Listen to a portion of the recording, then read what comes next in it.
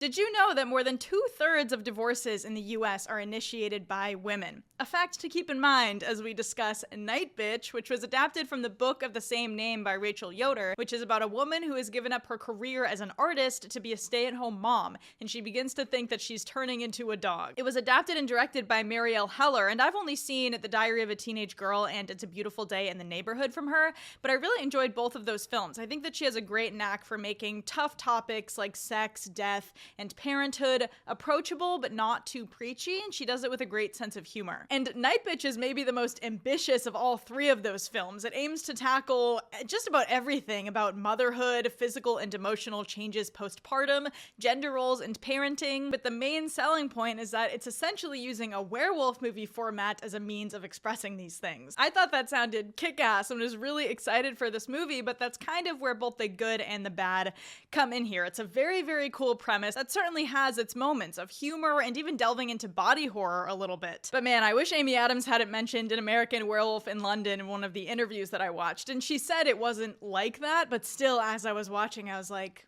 damn, I wish this was more like An American Werewolf in London. I think this movie could really stand to be more weird and gross than it actually is, but it kind of gets stuck in between B-movie genre absurdity and being kind of a lame drama. I was disappointed that it was not only this visually drab, despite having a premise that kind of plays on classic horror tropes and delves into that fantastical element, but for every fun moment of Amy Adams just doing like some really odd shit, and she's really great in it. Of course she is, she's Amy Adams. It has an equally eye-rolling moment of pretty stale Facebook mom platitudes or even voiceover that just straight up explains what's going on inside her head. It's also weirdly unfocused for how small it is, trying to touch on everything that I would assume is addressed in the book, from her passion as an artist to trying to figure out this whole transformation thing. There's kind of a generational and research aspect to it, the marital struggles, the postpartum struggles, the community of moms. It's a lot, and it just feels like it's hopping around between everything and then just kind of ends. But again, I'm kind of 50-50 on it because there are some aspects that I liked. I think my favorite thing about this film is that it brings attention to a very common dynamic in American families.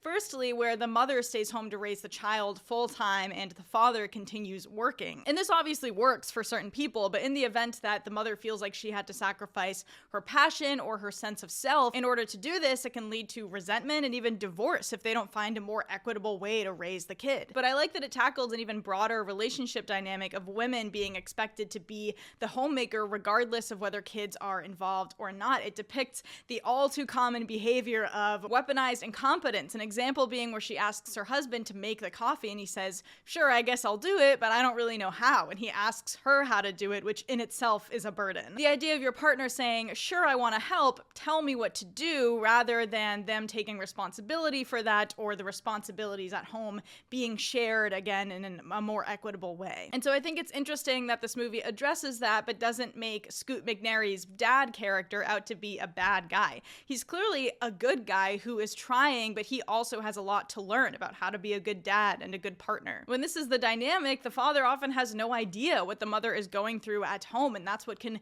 kill the relationship when they aren't able to communicate about that. So I don't want to detract from the fact that this might be very relatable and cathartic for mothers, women, parents in general. I certainly felt seen by it in a lot of ways as someone whose like biggest fear is postpartum depression and being unhappy in this sort of situation. I saw an older woman go up to the person running my screening afterwards and say how accurate it was. But there are also a lot of movies about motherhood and these sorts of topics. The Lost Daughter, 20th Century Women, The Babadook, many of which are more subtle or more poignant. So Nightbitch, yes, is definitely digestible and approachable for a mainstream audience, but that doesn't mean it's particularly good either. I would say, like, softly that it's worth checking out maybe at home if it seems like something you might like, because the premise is really unique and it gets at these important topics, and Amy Adams is really fun in it. But I wish it had capitalized more on that really fun transformation element, and it suffers from some things that I can only assume is from like translating the book into a different medium.